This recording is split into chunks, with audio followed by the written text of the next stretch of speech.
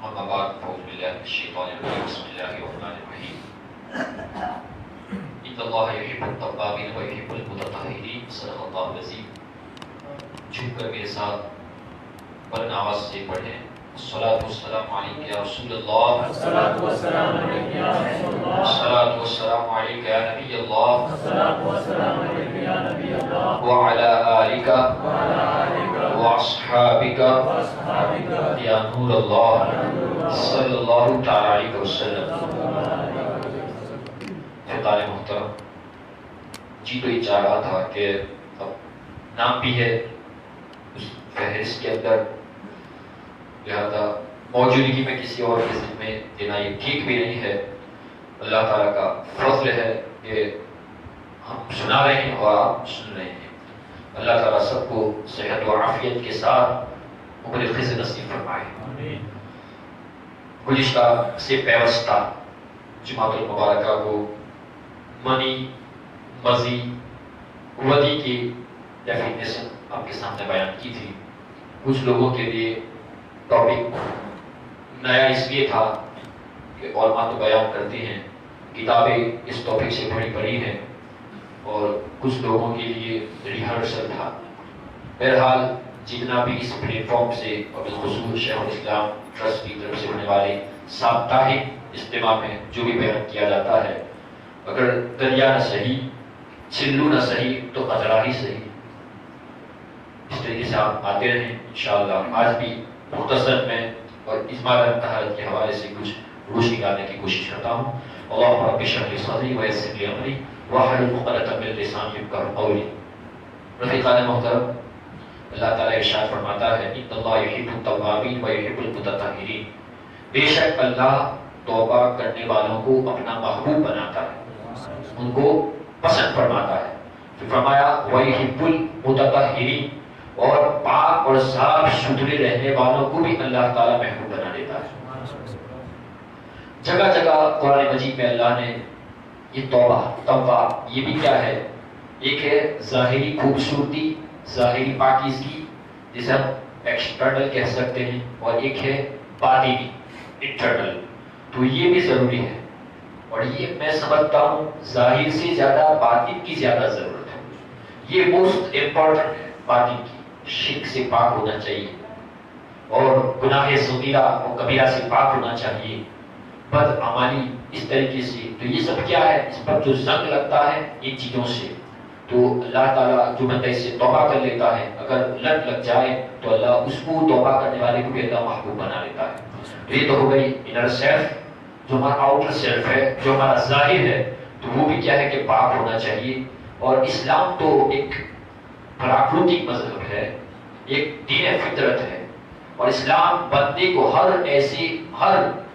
ایسے امور بجا لانے کی ہمیں حکم دیتا ہے کہ جو عین فطرت کے مطابق ہو. اسی میں سے یہ سوچھتا، یہ نظافت، یہ طہارت، یہ کلینلائنس، یہ سب کیا ہے؟ یہ اس کو فطرت اس کا تقاضا کرتی ہے کہ جب دین فطرت اسلام ٹھہرا تو اس بات کا تقاضا کرتی ہے کہ اس دین فطرت کا ماننے والا بھی سوچھ رہنا چاہیے، وہ بھی نظافت و طہارت کا پابند رہنا چاہیے، چونکہ یہ فطری چیزیں. تو قرآن مجید میں اللہ نے جا بجا اور حدیث رسول صلی اللہ علیہ وسلم میں مصطفیٰ نے الگ الگ انداز کے اندر مختلف بیانوں کے اندر امت کو یہ طہارت کے اوپر اور سوچھتا کے اوپر آپ نے بڑا ابھارا.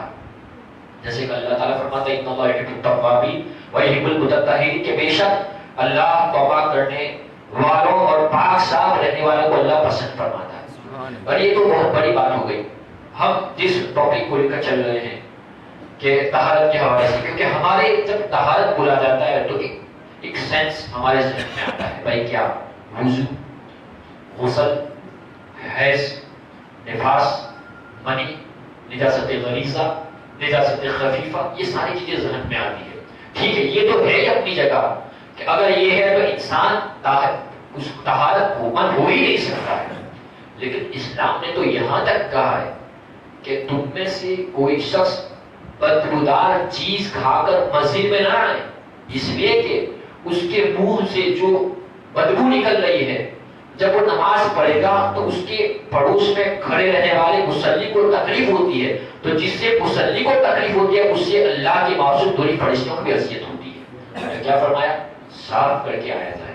پھر یہ بھی حکم آیا طہارت کے حوالے سے، آپ دیکھیں کہ اللہ کی رحمت کے فرشتے اس گھر میں داخل نہیں ہوتے ہیں جہاں جاندار کی تصویر ہو، جہاں کتا ہو اور جہاں جنبی ہو، یعنی وہ کہ جس پر نہانا فرض ہو چکا ہے، غسل جس پر واجب ہو چکا ہے۔ تو آپ سمجھ سکتے ہیں کہ اسلام نے طہارت پر کتنا زور دیا، کیونکہ بغیر طہارت کی آپ اگر پاک نہیں ہوئے تو نماز، سجدے، اٹھک بیٹھک، پیشانیاں جھکانے کا اس کا کوئی فائدہ نہیں، کیونکہ بنیادی چیز طہارت۔ آپ دیکھیے اسلام کے جو بیسک پرنسپل ہے 5، تو ایمان لانے کے بعد سب سے زیادہ بنیادی اور اہم فریضہ وہ نماز ٹھہرا۔ روز محشر کے جان گداز نبوت اور بڑی پوشی سے نماز نبوت، سورج آگ برسا رہا ہوگا، زمین تانبے کی ہوگی، سب سے پہلے اللہ کی بارگاہ سے سوال ہوگا، نماز کے بارے میں سوال ہوگا۔ لیکن وہ نماز کے سلسلے میں کیا کہا گیا ہے کہ مفتاح الصلاۃ الجنہ، نماز کی کنجی، جنت کی کنجی کیا ہے؟ نماز ہے۔ اور مفتاح الصلاۃ الطہور اور طہارت، اور کہا کہ جنت کی کنجی نماز ہے اور نماز کی کنجی طہارت ہے۔ یہی وجہ ہے کہ اگر کوئی بندہ بغیر طہارت کے، اب کوئی یہ نہیں کہہ سکتا بھائی مجھے مسئلہ نہیں معلوم تھا، ٹریفک کے رول ہر کوئی بندہ نہیں معلوم ہوتا، اس کے بعد بھی چالان کٹ جاتا ہے، اس کا رسک دے دی جاتی ہے، اب تجھے معلوم ہو یا نہ ہو۔ تو دنیا کے معاملے کے اندر جب نہیں چلتا ہے تو پھر حقیقی بادشاہ کی بارگاہ میں یہ سب بہانے نہیں چلنے والے۔ سیکھ اس لیے فرمایا گیا کہ ماں کی گود سے لے کر کے قبر میں جانے تک تم علم دین کو حاصل کرو۔ یہ شیخ الاسلام ٹرسٹ کی طرف سے اور دیگر تنظیموں کی طرف سے اجتماع اور یہ محفلیں اس لیے قائم کی جاتی ہے کہ آپ آئیں اور علم دین سیکھیں۔ کتاب میں سے نہیں سیکھ سکتے ہیں کیونکہ اس کے لیے معلم کا ہونا ضروری ہے، سکھانے والے کا ہونا ضروری ہے۔ اور فوق کل ذی علم علیم، اللہ تعالیٰ نے ہر علم والے پر ایک اور علم والا رکھا ہو۔ تو آپ آ رہے ہیں یہاں پر سیکھنے کے لیے آ رہے ہیں۔ بغیر طہارت کی جان بوجھ کر اگر کسی نے نماز پڑھ لی کہ بھائی نہیں بھائی سب ہو جاتی ہے، نہانا اس پر فرض تھا یا وضو نہیں کیا بولے سب چلتا ہے، یاد رکھیں اسلام وہ مذہب ہے کہ ان الدین عند اللہ اسلام، ادیان تو بہت سارے ہیں لیکن سب سے زیادہ لوگ پڑھیا اور اللہ کے یہاں سب سے محبوب اور پسندیدہ دین جو ہے وہ مذہب اسلام ہے، وہ اسلام۔ تو یہاں اسلام میں نہیں چلے گا کہ اور لوگوں کے وہاں جاؤ تو کہیں بھی انٹری ری انٹری سب کچھ ہو جاتا ہے، نہ یہاں ایسا نہیں ہے۔ یہاں صرف اور صرف پاکیزہ لوگوں ہی کا اللہ تعالیٰ قبول فرماتا ہے۔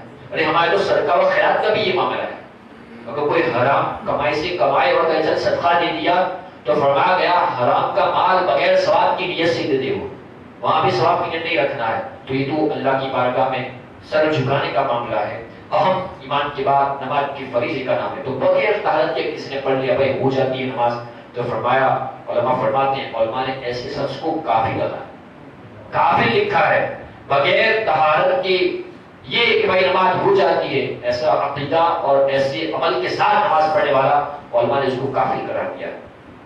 اور جو آدمی بغیر وضو کے نماز ادا کرتا ہے، اور یاد رکھیں اسلام کی جتنی بھی عبادتیں ہیں بدنی، جیسے کہ نماز ہے، حج ہے، روزہ ہے، حالانکہ روزہ کے اندر بعد میں اختلاف ہو جائے تو حکم یہ ہوگا کہ تاخیر نہ کی جائے، ورنہ روزہ کے اندر کراہیت کا سبب بن جائے گا، ثواب کم ہو جائے گا۔ حج کے حوالے سے پاکیزگی، نماز کے حوالے سے پاکیزگی یہاں پر۔ تو آپ دیکھو یہ عبادتوں میں بدن عبادت کے اندر اکثر طہارت کی پر زور دیا گیا ہے۔ تو جو آدمی بغیر وضو کی نماز ادا کرتا ہے وہ نماز اور عبادت کی توہین کرتا ہے، اور کوئی ضرورت نہیں ہے اللہ تعالیٰ کو ایسی کہ بھائی تم ہی سجدے کرو گے تو اللہ کی بندگی ہوگی۔ یاد رکھیں اللہ کے نوری فرشتے جب سے اللہ نے ان کو پیدا کیا تب سے کوئی سجدے میں ہے اور کوئی رکوع کے اندر ہے، اور لوگ اگر سلام پڑھنا چھوڑ بھی دے جب سے اللہ نے نبی کی بارگاہ میں صلاۃ و سلام کے فرشتوں کو قیام کرا، صبح قیامت تک نبی کی بارگاہ میں لاکھوں اور کروڑوں سلام پہنچتے رہے۔ وہاں پر شما کی کوئی حاجت نہیں ہے، وہاں پر یہ ہم جو کر رہے ہیں وہ اپنے لیے کر رہے ہیں۔ تو جو شخص بغیر وضو کے نماز ادا کرتا ہے وہ نماز اور عبادت کی توہین کرتا ہے۔ آقا کریم صلی اللہ علیہ وسلم غالباً نماز فجر الف لام میم غلبت الروم فی عدد الارض میں، یہ 21ویں سپارہ کی سورہ ہے، 21ویں سپارہ میں سورۃ مبارکہ ہے۔ آقا کریم نماز فجر میں اس کی تلاوت فرما رہے تھے تو حضور صلی اللہ علیہ وسلم کو اشتباہ لگ گیا، شبہ ہو گیا رکعتوں کے سلسلے میں ہوگا۔ چنانچہ کہ بھائی 3 یا 4 ایسے ہوتا ہے، فوراً نماز کے بعد آقا کریم صلی اللہ علیہ وسلم مختلف اور مسلیان کی طرف متوجہ ہو کر ارشاد فرمایا کہ کیا حال ہے ان لوگوں کا جو ہمارے ساتھ نماز کو پڑھتے ہیں مگر طہارت اچھی طرح نہیں کرتے۔ اللہ اکبر! آپ اس کو معمولی سمجھ رہے ہیں کہ انہی کی وجہ سے نماز کے اندر شبہہ پڑ جاتا ہے۔ تو جب آدمی کا وضو صحیح نہ ہو، آدمی وضو صحیح کر کے نہ آئے تو امام کو شبہہ ہو جائے، تو جو بندہ صحیح غسل کر کے نہ آئے تو پھر جان تو ایسی نماز کا امام پر کیوں نہ اثر پڑے گا؟ یقیناً اثر پڑے گا۔ ہم بارہا کہتے ہیں لوگ امام سے پہلے سردی میں چلے جاتے ہیں، اگر اتنا ہے تو ہم پیچھے آ جائیں تو غسل امامت پڑھا جائے۔ بار بار کہا جاتا ہے، ہم دیکھتے ہیں بار بار تنبیہ بھی کی جاتی ہے، تو اس سے بچنا چاہیے۔ بہت بڑی وعید آئی ہے۔ حضور نے فرمایا کیا تمہیں اس بات سے ڈر نہیں ہے کہ امام سے سبقت کرنے کی بنیاد پر اللہ تمہارے چہروں کو مسخ فرما دے؟ اور کما قال صلی اللہ علیہ وسلم، چہرہ مسخ کر دیا جاتا ہے، اس سے بچنے کی کوشش کریں۔ تو حضور نے فرمایا تو جب ناقص وضو کی یہ نحوست ہے تو پھر ناقص طہارت کا عالم کیا ہوگا؟ ابھی الیاس صاحب نے بھی طہارت کے حوالے سے، کیونکہ اس میں شریک نہیں تھا، کوئی ترجمہ بھی نہیں تھا، تو کیا باتیں اس وقت بیان ہوئی وہ میرے ذہن میں نہیں ہے۔ بہرحال طہارت چونکہ نماز کے لیے ایسی شرط ہے کہ جس کے حاصل کیے بغیر سیدھے سے نماز ادا ہوتی نہیں ہے، اور اگر لائن میں کسی نے بغیر طہارت کے پڑھ لی تب تو گناہ گار ٹھہرے گا، اور اگر جان بوجھ کر پڑھ لی تب تو اس نے کفر کیا، بندہ علماء فرماتے وہ کافر ہو گیا۔ اب یہ طہارت کے بعد اس کی اقسام آتی ہیں طہارت کی، کہ طہارت نجاست حقیقی، نجاست حکمی۔ پھر آپ کو بھاری لگے گا، غلیظ مانے سخت، خفیف مانے ہلکا۔ تو نجاست کی اقسام اس طریقے سے آپ کرتے ہیں کہ بھائی نجاست غلیظہ، نجاست حقیقی اور نجاست حکمی۔ وہ نجاست جو کپڑے یا بدن یا کسی اور چیز پر لگی ہو اور نظر آنے والی ہو، مثلا پیشاب، پاخانہ وغیرہ، اس کو نجاست حقیقی یعنی جو دکھ رہی ہے نجاست حقیقی۔ نجاست حکمی کا بعد میں بیان کریں گے۔ یاد رکھیے اس وقت میں ذکر صرف بدن یا کپڑے کی بات کر رہا ہوں یا کسی اور چیز پر، پانی کی بات نہیں کر رہا ہوں کیونکہ اس کا مسئلہ الگ ہے پانی کا۔ صرف ہمارے کپڑے کے اوپر، آستین پر جبے، کرتا، شرٹ، پینٹ اس کے دامن میں لگ جائے، اس کا کیا حکم ہے اور مقدار کیا ہے، کب فرض ہے دھونا، کب واجب ہے دھونا، کب سنت ہے دھونا، یہ چیزوں کا جاننا ایک مسلمان کے لیے جو اسلام کے بعد اللہ کی بارگاہ میں سر نیاز جھکا جاتا ہے، نہایت ہی اہم ہے، بہت اہم ہے۔ ہم کہتے ہیں کہ یہ دوسری ساری چیزوں سے بہت اہم ہے، یہ نہیں تو ہماری نماز نہیں ہے۔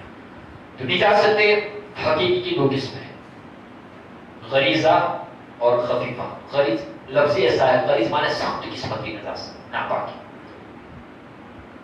چنانچہ اس زمرے کے اندر جو چیزیں آتی ہیں وہ پیشاب، ہمارے یہاں ایک عام عورتوں میں زیادہ ہے کہ بچے کا پیشاب وہ تو چلتا ہے، دودھ پیتے بچوں کا چلتا ہے، وہ آپ نے چلا لیا ہے لیکن صاحب شریعت نے اس کو نہیں چلا ہے، کیونکہ ہمارے تو بہت ساری چیزیں چلتی ہیں ہمارے یہاں۔ نماز فجر 6 سوا 6 کو ہے، ہمارے یہاں 8 بجے بھی نماز ہوتی ہے، عصر 6 بجے بھی ہوتی ہے، پتہ نہیں کیا کیا۔ تو یاد رکھو شریعت میرے آپ کے چلانے سے نہیں چلتی ہے، شریعت پیغمبر اسلام کے چلانے سے۔ ما آتاکم رسول فخذوہ، رسول تمہیں جو دے اسے لے لو، جس سے منع کرے اسے رک جاؤ۔ صاحب اختیار نبی کے کہنے سے وہ جو کہیں گے وہ ہو جائے گا۔ تو یاد رکھیں چاہے بچہ دودھ پیتا ہو، چلتا ہو یا گھٹنوں کے بل چلتا ہو، کیسا بھی ہو، پیشاب ناپاک، ناپاک اور ناپاک ہے۔ پیشاب ہے، پاخانہ، منی، ودی، مدی، استحاضہ، حیض، نفاس، بہتا خون، کبھی دیکھا بہتا خون؟ بقرعید کے دن جب چھڑی چلاتے ہیں تو تیزی کے ساتھ خون نکلتا ہے، یہ بھی سخت قسم کی نجاست ہے۔ منہ پر قے، دکھتی آنکھ کا پانی، حرام جانور مثلا کتا، لومڑی، شیر، بلی، چوہا، گدھا، ہاتھی کے سوٹ سے جو چگاری وغیرہ یا نکلتی ہے وہ چیز بھی کیا ہے، سخت قسم کی یہ ناپاکی ہے، غلیظہ کے زمرے میں ہے۔ خنزیر کا پیشاب و پاخانہ، گھوڑے کی ریڑھ اور اب یہاں سے سنیں ہر حلال جانور مثلا گائے اور بھینس کا گوبر یہ بھی نجاست غلیظہ میں آتا ہے. بکری اور اونٹ کی مینگنی، مرغی، درندوں چوپایوں کا لعاب اور شیر خوار بچے یا بچی کا پیشاب اور پاخانہ، یہ سب چیزیں نجاست غلیظہ کے اندر ہیں. یہ تو آپ نے سماعت فرما لیا، ضمن آپ کے سامنے تفصیل طلب موضوع ہے. اب اس کا حکم کیا لگ جائے گا؟ تو یاد رکھیں نجاست غلیظہ اگر ایک درہم یعنی جو ہماری ہتھیلی ہے ایک درہم سے زیادہ ہو، ایک درہم جو سکہ آتا ہے ایک درہم سے اگر جو زیادہ ہو، 1 روپے کا جو بڑا والا آتا ہے یہ جو ہماری ہتھیلی ہے، ایک درہم سے اگر زائد ہوگا یا تو برابر ہوگی نجاست یا تو کم ہوگی. اگر 1 درہم سے زیادہ ہے تب تو اس کا دھونا فرض ہے، نماز نہیں ہوگی پڑی. اور اگر 1 درہم کے برابر ہے، مثل ہے، تو اس کا دھونا واجب اور ضروری ہے. لیکن اس سے اگر کم ہے، 1 درہم سے کم ہے، جیسے ہماری ہتھیلی 1 درہم سے اگر کم ہے تو اس کا دھونا سنت ہے. نماز پڑھی ہو جائے گی لیکن خلاف اولا ہوگی، ثواب میں آپ کو کمی کر دی جائے گی. تو نجاست غلیظہ اگر ہاتھ کی ہتھیلی کے برابر یعنی 1 درہم سے زیادہ کپڑے یا بدن پر لگ جائے تو اس کا دھونا فرض ہے، یعنی اس نجاست کو دور کیے بغیر ہماری نماز نہیں ہوگی. اور اگر یہ نجاست درہم کے برابر ہو تو اس کا دھونا واجب.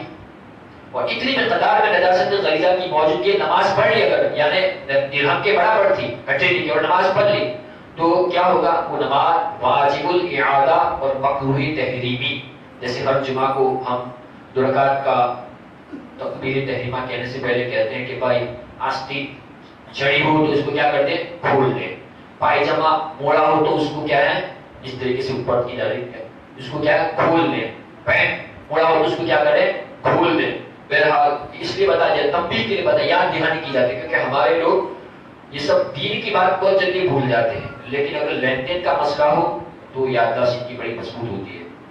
سامنے والا قرض جو جس کو دینا وہ بھول جاتا ہے لیکن ان کو بڑی عادت ہے کیونکہ دین کے بارے میں وہ طرف سیکھنے کی نہیں ہے. بہرحال تو اعلان کیا جاتا ہے لیکن کچھ لوگوں کو اس کے بعد بھی ہم پنجگانہ نماز میں دیکھتے ہیں، پتہ نہیں وہ کیا سمجھتے ہیں، یا تو خود ہی مجتہد مطلق بنے ہوئے ان کے نزدیک ہو جاتی ہے نماز. ہم تو اس لیے آپ کو تنبیہ کر رہے ہیں یارو کہ کم از کم 50-60 سال نماز پڑھو. اللہ رب العزت اگر شرائط کے ساتھ پڑھو تو اپنے فضل سے قبول فرما لے تو یہی بہت چیز بڑی بات ہے. اس لیے آپ کو تنبیہ کی جاتی ہے. بہرحال وما علینا الا البلاغ، ہم پر تو نہیں مگر کھلا پہنچا دینا. ہم بتاتے رہیں کہ علماء کرام کا یہ کام ہے. تو یہ کہ نماز مکروہ تو وہاں پر بھی یہی ہوتی ہے. آپ آستین ایسی کر کے نماز پڑھیں گے تو نماز نہیں ہوگی، وہ آپ کے ذمہ بوجھ بڑھ رہا ہے. ایسی نماز میں چڑھا دیا آپ نے اس طریقے سے کیونکہ دوسری منزل میں ہو جاتی ہے. سنی اہل سنت و جماعت کی مساجدوں میں نماز نہیں ہوگی، یاد رکھیں. ادھر ہو جاتی نماز، وہاں تو سب کچھ ہو جاتا ہے. وہاں نہ ملے تو کچھ بھی کھا لو تو بھی ہو جاتا ہے وہاں. لیکن ہمارے یہاں یہ کام اب طبیعت سے نہیں چلے گا، یہاں چلے گا تو شریعت سے چلے گا. تو یہ علماء کرام نے یہی مسئلہ بیان کیا ہے کہ یہ کپڑے کا موڑنا اس سے کپڑے تحریم ہوتے. اگر یہ نجاست 1 درہم سے کم ہے تو اس کا دھونا کیا ہے؟ اس کا پاک کرنا سنت ہے. اور ایسی صورت میں بغیر پاکی کی نماز اگر پڑھ لی تو کیا ہے نماز ہو جائے گی مگر خلاف سنت اور خلاف اولا ہوگی. لیکن اس کا اعادہ کرنا بہتر ہے. پڑھ بھی بعد میں پتہ چلا تو کیا کرنا چاہیے؟ پڑھ لینا چاہیے تاکہ اللہ رب العزت کی بارگاہ سے ہم مزید ثواب کے حقدار ہم ٹھہر جائیں. اور یاد رہے اس کو غریزہ کیوں کہتے ہیں؟ غریزہ اس لیے کہتے ہیں کہ اس کا حکم پاک کرنے میں سخت ہے، اس لیے اس کو غلیظ کہا جاتا ہے. اور خفیف مانے ہلکا. ابھی خفیفہ کا حکم کر کے میں آنے والے مہمان کے حوالے مائک کرتا ہوں. نجاست خفیفہ پانی کا میں نے نہیں کہا، یاد رکھیں پانی کے اندر نجاست غلیظہ کے زمرے میں پیشاب پاخانہ آیا تو پورا پانی غیر مطہر ہو گیا، ناپاک. طاہر تھا یہ چیز گر گئی، پانی ناپاک. اب آپ نہیں کر سکتے، اس کے اور مسئلے ہیں، کنواں ہے تو کیا ہے، حوض ہے تو کیا ہے، کتنے ڈول نکالے جائیں گے. یہ جو بات چل رہی ہے وہ کپڑا یا بدن کے حوالے سے چل رہی ہے. نجاست خفیفہ کپڑے یا بدن پر چوتھائی حصے سے کم ہو تو معاف ہے. اب یہ کیا چوتھائی سے پوری نہیں، आस्तीक का चौथा हिस्सा, दामन का चौथा हिस्सा, इस तरीके से तो इसके 4 हिस्से करेंगे और 4 चौथा हिस्से अगर कम है तब तो माफ है, अगर पूरे चौथा हिस्से में लगे हो तो दोना जरूरी है। ये बात से नशीर है। चौथा हिस्से का एतबार इस तरह किया जाएगा कि अगर दामन पर नजासत लगी है तो दामन की चौथा हिस्से का एतबार होगा। आप देखिए अगर उस मुताबिक है तब तो माफ है, लेकिन चौथाई पर लगी हुई है आस्तीक की वगैरह की तो क्या है कि फिर उसके आजा को भी देखा जाएगा, अगर ज्यादा है तो उसको धोया जाएगा, और अगर चौथा हिस्से में लगी हो तो धोना जरूरी है। और अब खफीफा क्यों कहते हैं इसको? हल्का, इसका हुक्म थोड़ा हल्का है वहां पर, इसलिए इसको खफीफा कहा जाता है। अब ये तो किसकी किस्में हो गई? नजासत, किसकी किस्में हो गई? नजासत खलीजा की हो गई। किसकी हो गई? तो कितनी किस्में थी नजासत खलीजा की? 2 किस्में थी, निजासत हकीकी और निजासत हकीकी। निजासत हकीकी उसकी यानी समझो कि 2 किस्में हुई। हमने पहले बयान किया निजासत हकीकी और निजासत हुक्मी। फिर निजासत हकीकी की हमने कहा कि निजासत गरीजा और निजासत खफीफा। तो इसका ज़िम्नन आपके सामने हमने जिक्र किया। इंशाअल्लाह वक्त मुख्तसर है, मज़ीद बातें या रसीदा सोहबत बाकी आपके सामने रखी जाएगी। अल्लाह ताला जितना भी नाचीज़ ने बयान किया सबसे पहले उस फकीर सराफा तकसीर को आने वाले सामईन को अल्लाह की तौफीक अता फरमाए।